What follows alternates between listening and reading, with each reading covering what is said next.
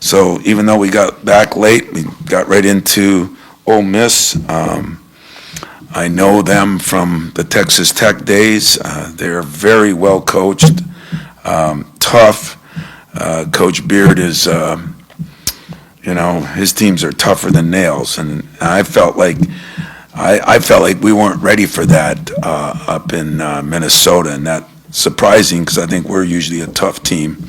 But I think we have a group of guys now that understand. We played so many different styles. There's so many new coaches in our league, and yet this one creates some other problems. They're smaller and yet physical. They defend in a swarming way. They don't have a true post all the time, but they got a versatile guy in Dia that can score it in a lot of different places. They dominated what I think is a good Iowa State team. They had them down 26 at one time, and they've beaten BYU, Alabama, Kentucky, Tennessee. I mean, and they've beaten a lot of players. They got 6 guys in double figures, led by Padula, who has more than 83s. Murray is a lightning quick guard, smaller guard. Forwards, Brakefield, we actually recruited a little bit before he went to Duke, so I know a little bit about him. And team is shooting 49% from the 3 in the NCAA tournament, which is incredible. So we got our work cut out. It's a good team that I think has gotten better as the year's gone on. And, they might not have finished, quite as high because the league had so many good teams, and I really don't know who they played once or twice in that league. But I know that they'll be well coached, well prepared, and have faced major competition all year long. So questions, I'll take them. Tom, you guys were in Atlanta for the Champions Classic. Seems like a long time ago. I was wondering what you've learned about your team since then and how much the team has obviously evolved in the 4 months or whatever it's been since. God, I thought you were going to ask me if that's an advantage for us playing on that court 6 months ago or whatever. But, I've learned a lot about my team. I made no bones about it the first meeting I had with everybody, that I thought we could be a good team. I didn't know how good. I didn't know what to expect. We had Jeremy coming back after a serious injury. We had, Jace coming in highly ranked, but who knows? We had some guys that had to get better. Cohen Carr was one of them. We had a couple of the 2 new transfers in Frankie and Shimon and what they could do. And I think what I learned from that night, the first thing I learned was Jace was not afraid of the big moments.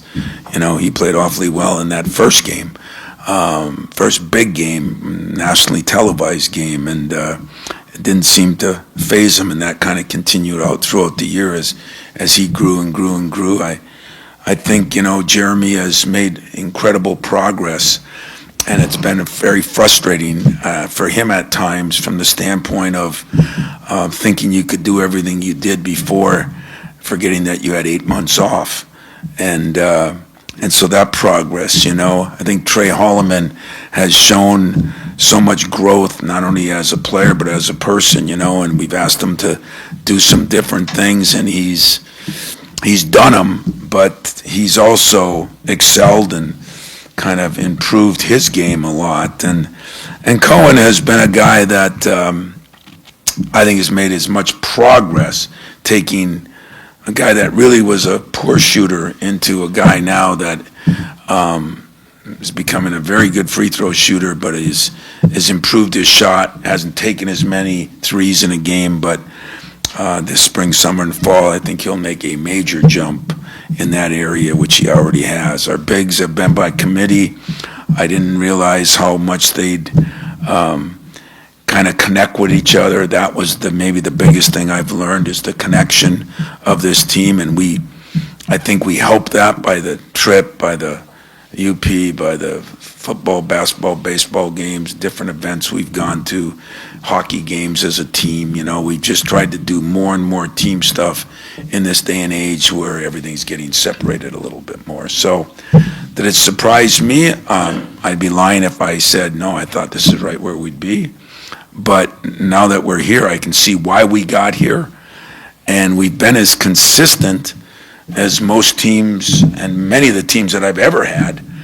Not always, very seldom have we been off a whole game. Now, we've had our moments during the game, but I think if you looked at that 8-game run or the 13 games we won, I think we've been pretty consistent, even though we joked about even two-thirds of the year we were consistent not shooting threes.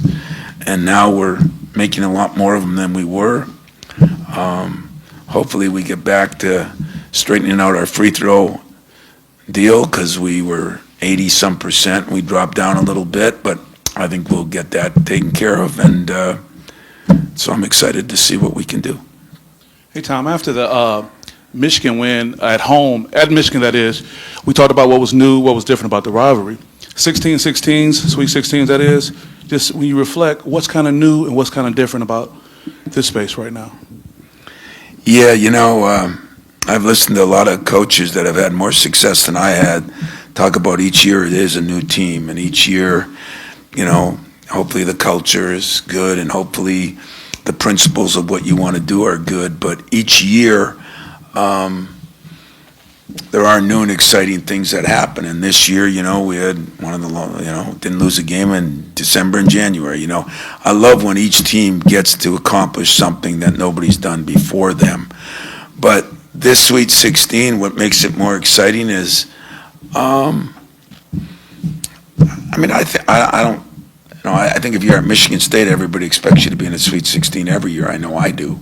But I think the realistic part of it, when you sit there, I'm not sure most of you did, and I'm not sure, laying in bed at night looking at the ceiling, not sleeping, I'm not sure I thought this was totally possible when the year started. And definitely didn't think we'd win the Big Ten by 3 games. So some things have happened that I didn't think would happen. And yet I should expect that we play to this level, and I do. It just expectations don't always catch up. And so the Sweet 16 is exciting because I think we're playing as good a last half of the season as you could be playing going in. When we won the championship, we lost games, or we played average a couple games or overtime games against maybe not as good a team. So I think we got a chance, and that's all you want at this time of year. I always tell the players, we get to the Sweet 16 and it starts to become coin flips, It's not who's the best team, it's who plays the best, and that's what we got to do. Hey, Tom, not trying to invite a bigger conversation, but the transfer portal opened yesterday. I'm just curious, from sort of a ground level strategy standpoint, how you and your staff decided to handle that while you guys are obviously still playing. Is it something that you at least have to keep an eye on? Can you push it off until you guys are done playing? Just sort of wondering how you've decided to deal with that when there is movement going on. I'm not dealing with it at all. The only thing that I would deal with is I don't run players off. So you got to have spots to pick up transfers, and maybe we'd have one if everybody came back. Maybe we wouldn't. And so I don't. We so much on the leaving side. I just meant if there will be players available. How much, if at all, would you engage while you're still playing? Obviously. I really. You say you don't believe on the leaving side. Well, if you don't have spots, why are you doing that? So that I can get somebody better. I can get a better girlfriend because the one I got isn't good enough. I don't know. Get a better wife because the one I got isn't good enough. I don't know. It's not a loaded question. It's one I really have zero interest in answering because I think it's ridiculous that the NCAA or any other entity put these two things together, is that people like you have to ask these questions, and I value that you have to ask them, and I do get upset when, people are talking to our kids about them. I saw what happened at one school that, teams get a chance to play in the Sweet 16 and people are entering the transfer portal. Kids got to do what they got to do. And they're really not doing what they got to do. They're doing what their parents or their agents are telling them to do. Because they still got to go to practice, go in the same locker room unless they leave the team. And I think that's insane. I think it's disgusting. But, that's my own personal opinion. We will always have an eye on the transfer portal. I mean, we get it. It's printed out now. It's, we're back to rankings. This is the number 1 transfer in this. This is the number 3 transfer, Some more guys that don't have a clue that do that. And, of course, we'll look at everything if something happens. But I'm not going in to...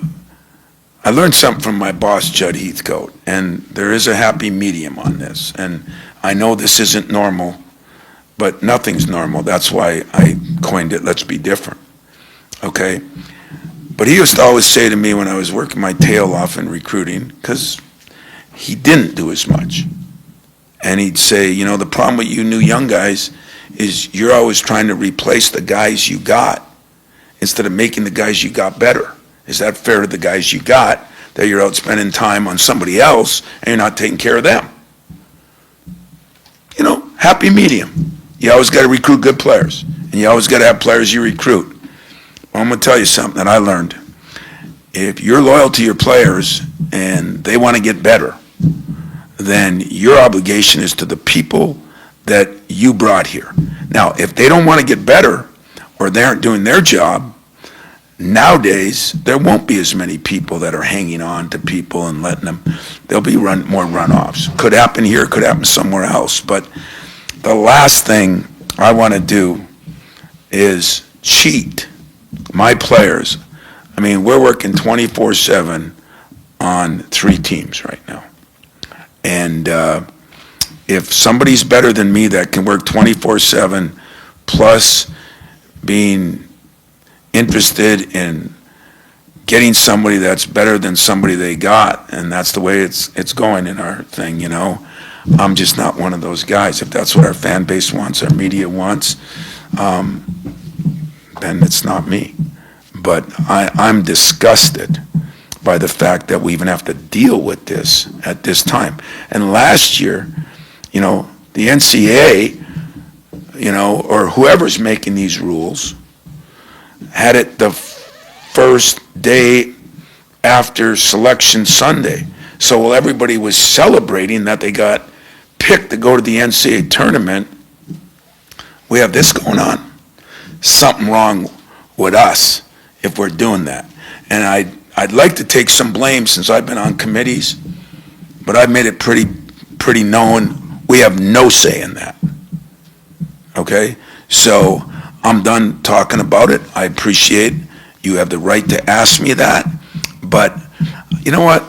I got 15, 16 guys that have just accomplished something that hasn't been done much in my career. First of all, we've never won 17 Big Ten games. Second of all, to be 17-3 in a league that is this good and only have 3 losses is phenomenal. Third of all, they've given me everything they can academically, athletically, and socially. And I'm going to think about replacing them. I've recruited the guys. They helped me recruit the guys who recruit. Nobody knows. And by the way, there's not a lot of recruiting done in the transfer portal. It's offering. There's not recruiting. It's paying. And we don't even know, all these people are doing it, we don't even know what we can do yet. This is an amazing deal.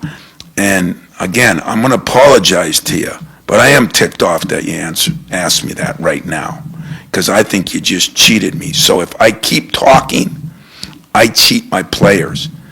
And I'll cheat myself before I'll cheat my players. So, if you got another question about the transfer portal, I can lift you a lot of schools you can call and ask them. They might have the better opinion than me. But me, I'm homed in on Ole Miss, You know, I might even call Mr. Manning and figure out something that I don't know about that place. And that's all I want. Chris Beard, what he's done has been incredible. But what my team's done has been incredible.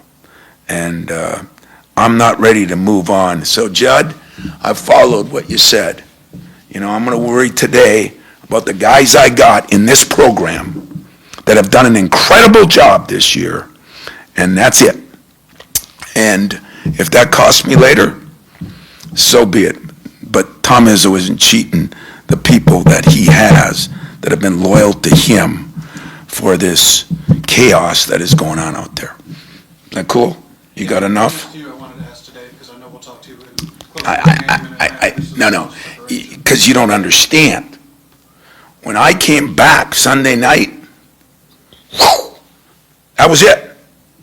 There was nothing on my mind but giving these guys a chance to win one more game, get to Elite Eight, and one more game, and have a memory that'll last their entire life, their kids' life, and their grandkids' life, because that's what it is. And so excuse me for being passionate about it or pissed off about it, whichever words you want to use, but I'm not going to talk about it because it's not fair. It's not fair to the people. You could say it's fair to your program. I'll run my program like I want to run my program. And people have a disagreement with that, God bless them. But these guys that gave me everything they could give me are going to have a chance. And I'm not going to screw it up by spending any time on other stuff other than, I don't eat, I don't sleep right now, so why in the hell would I do something else that might benefit me a year from now? And really, it's not going to benefit me now because I don't know what I have. I don't know how much money I have. I don't know which players are leaving or staying. I don't have any idea. So why would I do that? Waste of time. All right, let's get back to some good things. That's not insulting. I'm not mad at you. I mean, I kind of am, but I'm not really. But I think you should know me well enough. But I learned from Stephen A. and you have the right to ask the question. That's why I asked today. Yeah. No, but today is, don't say it that way. Just say I asked the question. Because today doesn't matter any more than Friday to me. This is a full week of work. I got 3 teams to prepare for. Okay? Because that's what we do. We try to win the weekend. Winning one game and losing the other doesn't turn me on. Doesn't excite me. But the weekend, that excites me. Appreciate it. Wasn't a preach. It wasn't don't do that to me, okay? Well, he's on a sermon now. No. You're talking about something that is wrong, what we're doing. Because it's not, we always talk about what's fair to the kids. That's what the NCAA, that's what everybody, and that's what the media, what's fair to the kid? What is fair to the kids? I'm going to do what's fair to the kids. I'm going to give them every ounce of energy I have until we lose. Then I'll worry about the next stage. Go ahead. That's kind of the question that I was having about the focus needed at this time of the year, the dialed-in nature, and how difficult from a coaching standpoint is when you've got ancillary things like that are pulling at kids, but also, whether it be that, whether it be NIL, all these things that are tangentially there, but what it takes from a focus standpoint to get through this weekend in particular. I'm wondering how different it is now, maybe for you and the staff, or these guys is locked in, because I think back to January, you talked about the level that they were playing at in January and how locked in they were and how that doesn't necessarily last very long. How do you get to that again at this point of the year? You get rid of the double Ds that I talk about all the time, the distraction and dirtbags. There's a lot of them out there. And there's way more than there used to be. And so all I can do, that's why I can't waste any other time. I mean, every night I'm meeting with a player. I'm talking to a guy. I'm doing something. I mean, I'm working with my staff because too many of those distractions, that's why it's a shame that, but I will say this, the last thing I'm going to say about it started when the season started. We got schools recruiting kids right up. We got agents talking to kids on teams every day of the year. So that's what the average person doesn't realize. Transfer portal opened yesterday. It didn't even make it legal because nobody cared. There are no rules. It just meant that you guys think it's opened, and transfer portal opened in September, as far as I'm concerned. And my job forget the transfer portal, with everything, is keep the distractions and the dirt bags away from my guys the best I can. And I'll try to do that by talking to them, but I can't deal with their phones. I can't deal with their phone calls. I can't deal with all the things. So all I can tell them is, you got a chance to do something that few people are going to get a chance to do in their lifetime. And don't at the end of it say to yourself, I wish I would have. Because I've had a couple guys that have left that I've talked to recently. I wish I would have. It's bad. That's bad. No wish I would have. So let's go lose it because we just weren't good enough. Tom, I was wondering about, obviously you're a huge defender of the Big Ten and this, the quality of play in the conference. I was wondering what you thought of the way the Sweet 16 works out, and the SEC in particular, with them putting 14 teams in the tournament and then 7, I think, in the Sweet 16. Just kind of how the two conferences stack up and how they've. Well, we both got half our teams. They had 14 and they got 7, and we had 8 and we got 4. So I guess both programs, I was pulling for all the Big Ten teams because it gets to be that way now, but in football and basketball where you're not only recruiting for your school, but you're kind of recruiting for your conference sometimes. And I'll put on my Big Ten hat, as I always do, and I really mean that. I think we've done a pretty good job, the teams that were in it. We had some close losses. We had a couple that weren't as close, but I think we all got through the first game, and we didn't quite get through the second game, but I think we're in good shape. Now we gotta find a way to get a Big Ten team a championship. Tom, a lot of the year you were able to play sort of the two bigs next to each other. You get to the tournament and you face these teams where you've had to adjust on the fly to some matchups. Ole Miss has another guy, Malik Diaz-Zero, who's a different kind of challenge, and I'm wondering how you prep for him and how different he is than anybody else you faced. Well, he's different. Their power forward's different. We've had a few of those, and it's kind of funny you bring that up because it seems like this year we faced more bigs in our league. You got teams. Michigan's got 2 7-footers. Illinois at times was 6'11", 6'10".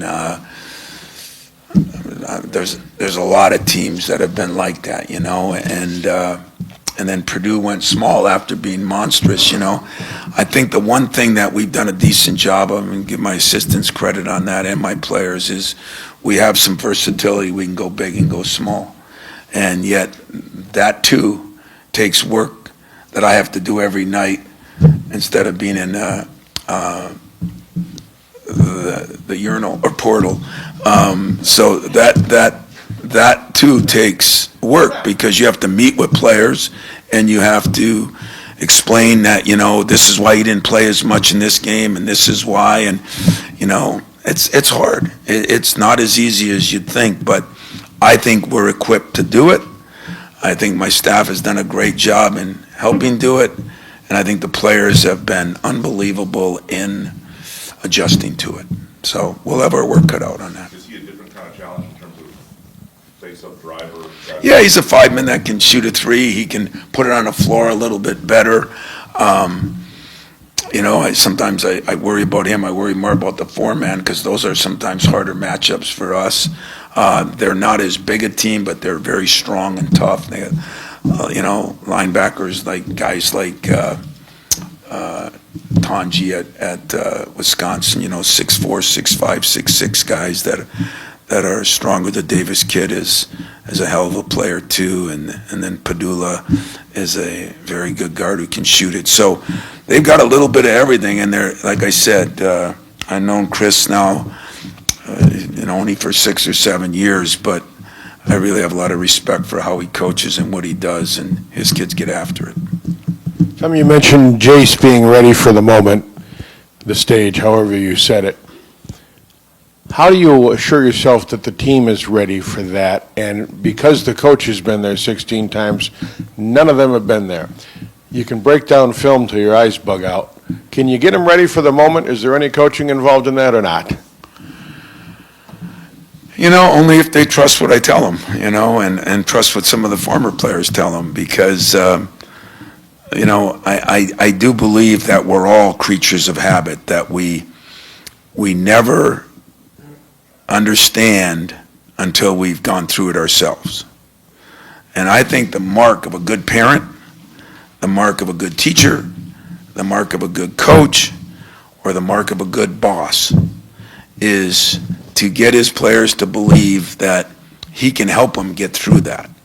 And that takes time, energy, and, you know, some kids are more ready for it. I mean, Jace is a unique kid. I mean, you know, somebody said, well, he went 1 for 10, you know. One of the last guys I worried about. He's just, and he's proven it. He's just the nature of who he is. You know, other people get frustrated and you got to deal with them differently. But I think our guys understand. I think the Big Ten has helped them. You know, we had to win a lot of games in a row there. And we had to win a lot of games in tough places, at Michigan, at Maryland, at Illinois, when we really weren't sure who we were. And I think we learned something there about ourselves that will help us in the tournament, already has helped us in the tournament. What I'd like to see us get is a little more consistent defensively, believe it or not, at the beginning of games. And then, you know, we looked at the one game and we missed like 5 or 6 free throws in the first half. And that's the difference between maybe being up 10 and down 2, because momentum is a big part of that. So do I know? No, I don't know. If I knew exactly how to do it, I'd be a lot better than I am. But I do have the experience and have enough people that I can lean on and hope that players don't have to go through a loss to learn what it's like, you know. And somebody always said to me, do you think it's good that they lost a game in the Big Ten tournament or lost a game early? You know, until you lose where it means something, and if you lost a game and it cost you the Big Ten championship because you didn't cut out at the free throw line or went through with there was a couple of teams that have been mentioned lately that didn't cut out at the free throw line at the end of the game. Cost them 4 points. I mean, we harp on that every day because it happened to me 5 years ago, and the team that beat us went to a Final Four. And so I harped on it before that. You can't come to a practice the day of a game that we don't work on free throw cutouts. Most of the people that come in to do TV laugh at me. I bet you some of those guys weren't laughing the other day when it cost somebody. And getting people to believe in that is very difficult. But I'm going to keep trying. Tom, simple question. Everything going on around, do you enjoy this as much as you always have, less or more? I don't enjoy the distractions as much, you know. I think I was put on the earth to be a coach, you know, and just like I was put on the earth to be a teacher, you know. That's what my degree's in, teaching. If you're a teacher nowadays, you know, parents are, it's tough to be a teacher, you know, and so I don't enjoy the distractions nearly as much, but I do enjoy the fight, and I do enjoy the stubbornnness of trying to do it not the same way. I mean, those that don't think I've adjusted, I've adjusted a lot, but I enjoy the practices. I enjoy being with the fellows. I enjoy every part about the basketball part of it. I don't enjoy these questions. I know you have to ask them. That's not insulting. I didn't enjoy yours. I understand what you all got to do. I really do. But don't expect me to sit there and take it like a punching bag either, because I also know what it takes for them to be successful. So I got to look at what does it take for you to be successful. So your editor pat you on the back. I understand that. But do you understand what it takes for them to be successful? I don't think you do understand that. And that's what I gotta balance. And it never used to be that way. I didn't have to balance that. Nobody cared. I mean, it's different. So if people don't think I can change with the times, I've changed with the times. If people think I'm going to adjust to the principles, it'll be a cold day in hell. Tom, you talk about the consistency of this team. You haven't lost a game by more than 8 points. One thing that's been consistent is the ability to have a down period in the first half and come back. Seems like almost every game you've been able to have a surge. What is that? And your players now feel confident that, hey, they're never out of anything. Yeah, I don't like that, though. I mean, that to me, I haven't done a good job on, because it's happened a little bit. It's getting to be a little bit of a pattern, and I don't like that at all. And that's one of the things I talked about, because sooner or later, you're either going to run into another team who's just better, or the comebacks don't work. Everybody wants consistency. I want consistency in my program and in my team. Everybody wants consistency. So we got to figure a little way to do a little better job at the beginning. I think we're working on some things that'll help that, to be honest with you. And then if we can stay the consistent, as you say, get back to shooting free throws like we have. We don't have to, do something different. Like when we had to improve our three-point shooting, when it's been that way most of the year, it's hard to change. But our free throw shooting has been great, 90% of the year, and I don't see that as a problem at all. Our rebounding's been good. Our defense has been good. Just a few tweaks on what I think we can do to make it a little more consistent. That's what we're going to spend yesterday, today, tomorrow on, and then get to Atlanta. Tom, I'm curious. I had one question. You sparked another. I'm curious if you had the conversation with Jackson Kohler you had talked about maybe settling in at the start of the games. That was the first question. And then the second one is, why hasn't the Big Ten won a championship in 25 years? Yeah.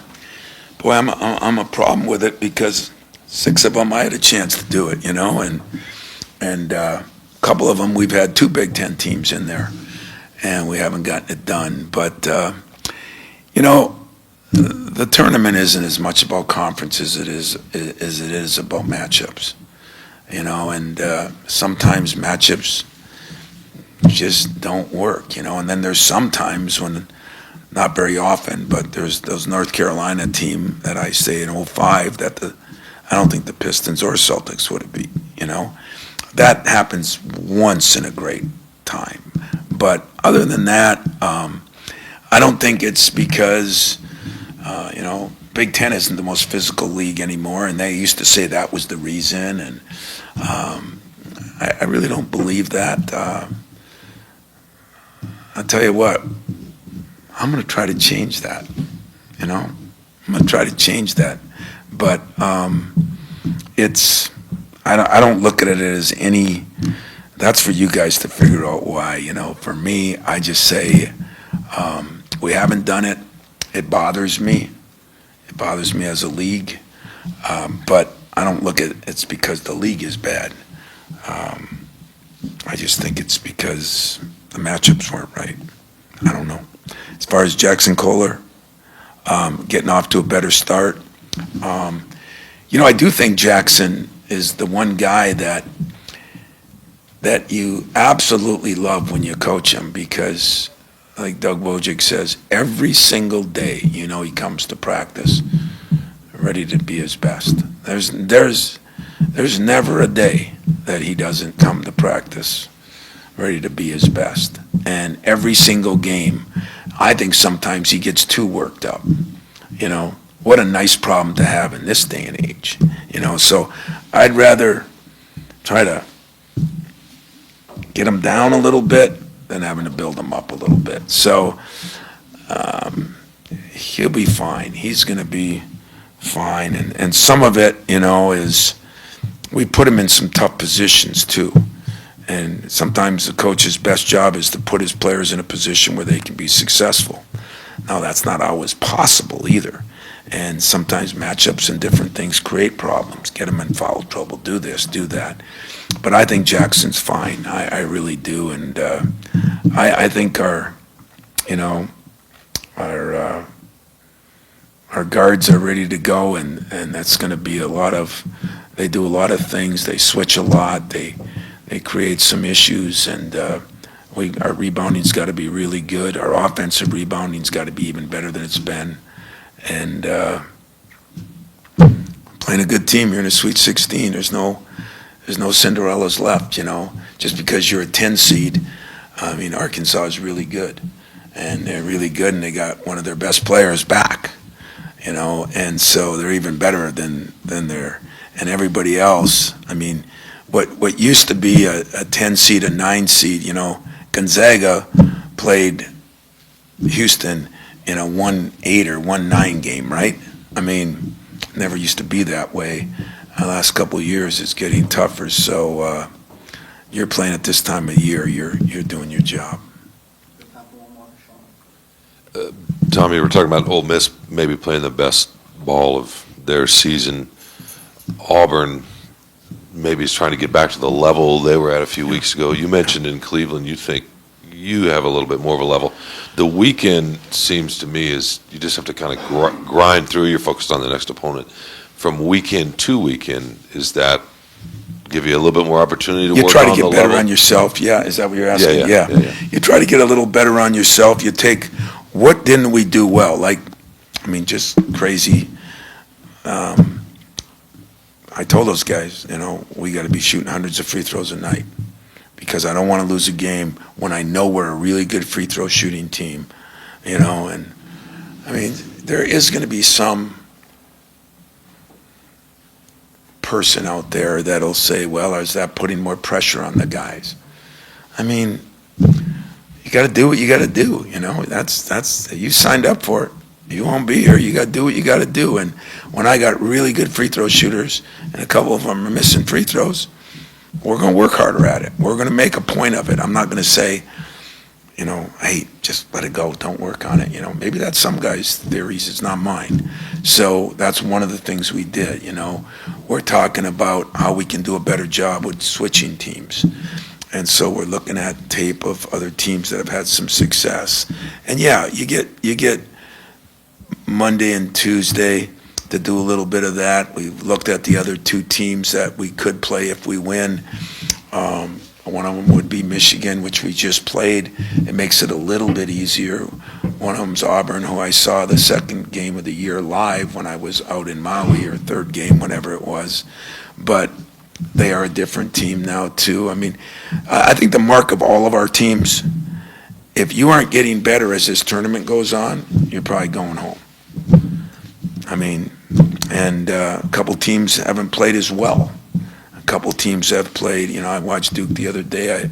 I thought they played the best of anybody I saw in the tournament, Now, that doesn't mean this weekend will be the same, but I go by the theory that we got to keep getting a little better. But I do think we have a ceiling to get better.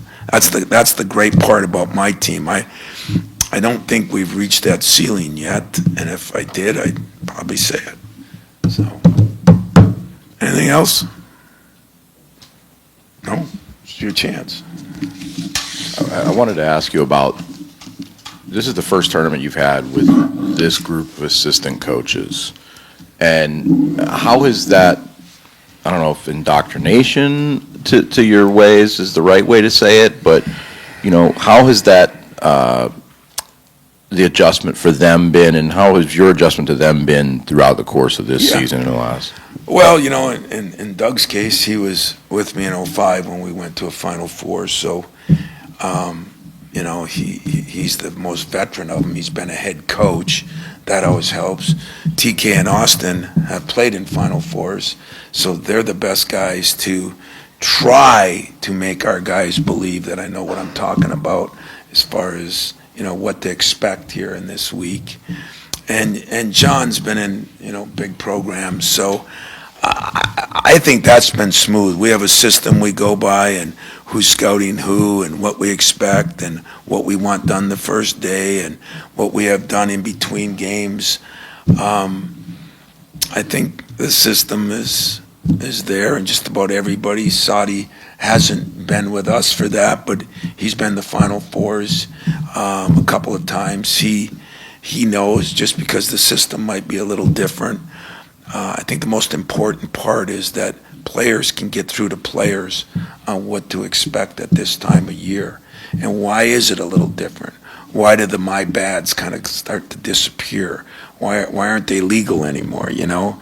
It's okay to make a mistake, guys. You shouldn't be playing so tight, but it's not okay to make a bunch of mistakes unless you want to go home. And I think those are the things that are going to really help with my staff, and I think all of them are plenty able to do that. I mean, John was with us when we went to the Sweet 16 a couple of years ago, and like I said, Doug's been in the Final Four with us and Sweet 16s, and Saudi's been in his own Final Fours. He knows what that's all about, and the beauty of it, TK and Austin have played in them, and so they could be the most helpful. Maybe not as much with the X's and O's as the Jimmies and Joes, you know, what they say to them and what they do with them and how they sell that. And I think that's pretty cool. You know, it's I think I got a good group that has done a good job, and it all comes down to keeping distractions away, focusing in on the task at hand, playing your best basketball each and every game from here on out. And remember, don't try to reinvent the wheel. You know, let's not try to come out and shoot 43s. Let's be who we are. Be what's been successful for us, both as an individual player and as a team. And if we defend, rebound, and run, we got a chance. And take care of the ball, which we've done. That's one thing we have done a better job of. So there's been some positives. So you guys, in a 2-minute, shut the cameras off, shut the mics off,